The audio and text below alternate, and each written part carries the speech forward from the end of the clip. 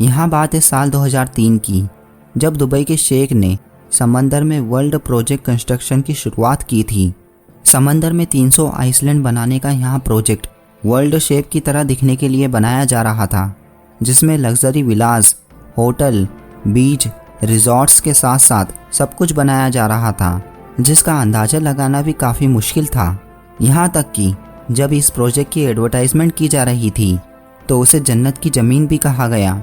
लेकिन यहाँ project complete होने के 12 साल बाद भी आज तक यहाँ आइसलैंड समंदर में वीरान क्यों पड़े हैं? दुनिया के महंगे से महंगे सेलिब्रिटीज़ और एक्टर्स से एडवर्टाइजमेंट कराने के बावजूद भी दुबई के शेख का ख्वाब अधूरा क्यों रह गया? एक बार हमजा टीवी के वीडियोस में आपका फिर से खुशामदीद।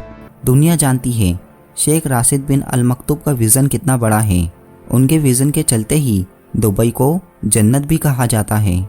आप जानते ही हैं कि करीब 30 साल पहले दुबई में सिर्फ एक बिल्डिंग हुआ करती थी, जिसे पूरी दुनिया आज वर्ल्ड ट्रेड सेंटर के नाम से जानती है। इसके बाद एक कंस्ट्रक्शन होने लगे। दोस्तों, ये कंस्ट्रक्शन इतनी बड़ी थी कि 100% तेल पर निर्भर रहने वाला दुबई मात्र सिर्फ 2% तेल पर ही निर्भर रहने लगा। शेख राशिद बिन अल मक्तूम ने भी यही सोचा था कि दुबई तेल पर निर्भर ना रहे।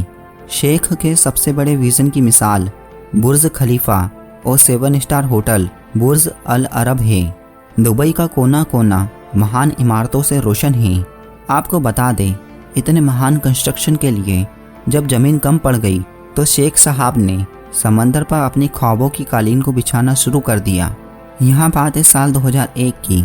दुबई ने बुर्ज अल अरब बनाकर सारी दुनिया का ध्यान अपनी तरफ खींच लिया था, जिसकी वजह से बाहर का सारा पर्यटन दुबई की तरफ रुख लेने लगा। आपको बता दें, दुबई के बीचेस इतने मशहूर हुए कि दुबई के बीचेस के लिए जगह कम पड़ने लगी। तब दुबई के शेख साहब ने दुबई में 70 किलोमीटर तक फैली सीमा रेखा को और बड़ा करने के बारे में सोचा।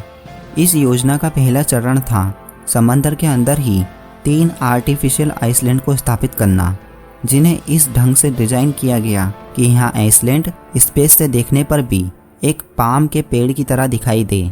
इसी आधार पर इसके नामों का चुनाव भी किया गया, जैसे Palm Jebel Ali, Palm Jumeirah, Palm Deira. सन 2001 में जब इस काम की शुरुआत की गई थी तो इस बड़ी योजना में इसकी रेखा यानी कि कोस्ट लाइन को 56 किलोमीटर तक बढ़ाया गया। इस महान प्रोजेक्ट के साथ साथ एक दूसरा प्रोजेक्ट भी शुरू किया गया था, जिसे पूरी दुनिया ने दी वर्ल्ड के नाम से जाना, जिसने सारी दुनिया का ध्यान अपनी ओर आकर्षित कर लिया। इसमें 300 छोटे छोटे आइसलैंड थे। दी वर्ल्ड नाम के इस प्रोजेक्ट को साल 2003 में दुबई की समुद्री सीमा रेखा से 3.5 किलोमीटर दूर समुद्र की तूफान खाती हुई लहरों पर बंदिश लगाकर बनाया गया। हैरत की बात है कि इस प्रोजेक्ट को दुनिया की महान हस्तियों को ध्यान में रखकर बनाया गया था, जैसे फिल्म स्टार्स, बिजनेस हस्तियाँ, खेल कूद के महान खिलाड़ी। इनमें से बहुत सी हस्तियों ने निजी तौर पर इस आइसलैंड को खरीदा, तो कुछ हस्तियाँ इसे प्रचारित कर इसका हिस्सा बन गई। अगर आप इस आइसलैंड को खरीदते तो छोटा आइसलैंड भी 250 करोड़ का पड़ता, जबकि बड़े आइसलैंड की कीमत 300 करोड़ से लेकर 900 करोड़ तक रखी गई थी। यहाँ कंस्ट्रक्शन अपने निर्माण कार्य के दौरान ही इतने फेमस हो गए थे कि सन 2008 में इसकी 70% प्रॉपर्टी पहले ही बिक चुकी थी। इसी को देखते हुए दी वर्ल्ड आइसलैंड को और बड़ा करने का सोचा गया और इसके कंस्ट्रक्शन के सेकेंड फेज में इसके अंदर दी यूनिवर्स बनाने की भी अनाउंसमेंट की गई। इसमें सूर्य, चांद, सोलर सिस्टम के प्लैनेट्स, मिल्की वे और दूर की गैलेक्सी के शेप के आइसलैंड को भी शामिल किया गया। दोस्तों, इस प्रोजेक्ट के फेल होने का कारण इसकी बनावट है। अर्थ के डिज़ाइन को मद्देनज़र रखकर बनाया गया यहाँ प्रोजेक्ट बिल्कुल अर्थ के विपरीत चला गया। इसके डिज़ाइन के इस दोष ने इसकी शोहरत पर काफ़ी असर डाला और काफ़ी सारे निवेशक तनाव में आ गए। इसकी दूसरी वजह यह है, सन 2008 में इसकी ओपनिंग पर की गई आतिशबाजी, जिसमें बेमकसद पैसों को पानी की तरह बहाया गया, जिसकी वजह से काफ़ी सारा नुकसान हुआ, क्योंकि उस वक्त दुनिया ग्लोबल फाइनेंस क्राइसिस से गुजर रही थी। यही वजह है कि दुबई के ज़मीनों के रेट गिरते चले गए। जिन लोगों ने यहाँ पर निवेश किया था उन्होंने अपना निर्माण कार्य रुकवा दिया। यही नहीं, वक्त गुजरने के साथ साथ मुसीबत और बढ़ती चली गई। खाली पड़े आइसलैंड को समुद्र ने थोड़ा थोड़ा निगलना शुरू कर दिया। आइसलैंड की ज़मीन समुद्र तल की ऊंचाई से नीचे होने लगी। मीडिया ने भी आइसलैंड पर विश्वास करना कम कर दिया। उधर दुनिया ग्लोबल फाइनेंस क्राइसिस से तो निकल गई, मगर फिर किसी ने दुबई के आइसलैंड में दिलचस्पी नहीं दिखाई। नासा की एक रिपोर्ट के मुताबिक पाम जुमेरा बीच 5 मिलीमीटर प्रति वर्ष की दर से डूब रहा है। इसमें लगे $13 बिलियन धीरे धीरे डूब रहे हैं।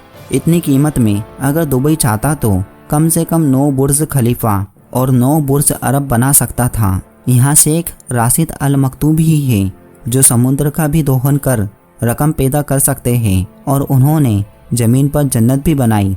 लेकिन हैरत की बात है, 12 सालों तक ये हसीन और तरीन निर्माण वीरान पड़ा है। दोस्तों, कुदरत से किया गया ये खिलवाड़ अब दुबई पर भारी पड़ रहा है। आइसलैंड पर होने वाले तमाम कामों को रोक दिया गया। निवेशकों ने भी अपने कदम पीछे हटा लिए। यहाँ तक कि दुबई ने उन सारे निवेशकों को अपने पैसे वापस लौटा दिए।